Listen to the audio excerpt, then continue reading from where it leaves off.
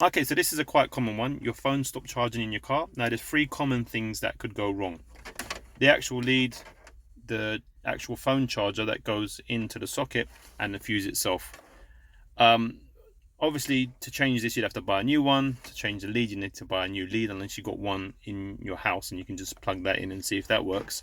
But a very common occurrence is that the fuse is blown.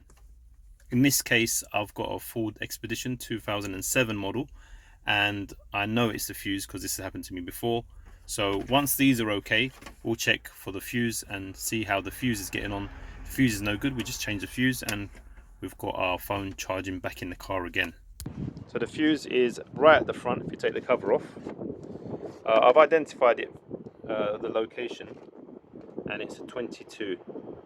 22 is the actual cigarette lighter fuse. So if you look here, it's this one here, it was blown, took the cover off, and you can see, look, if you look at that one, that's not blown. You can see the like a circle of the wire that's enabling it to be a 20 amp. This one's blown completely.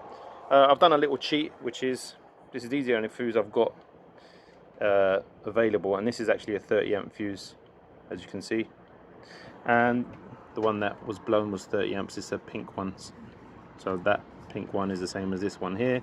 So what I literally did is I put my 30 amp fuse in there, and I wouldn't recommend this to anyone, but if you can change this, change it for a 30 amp.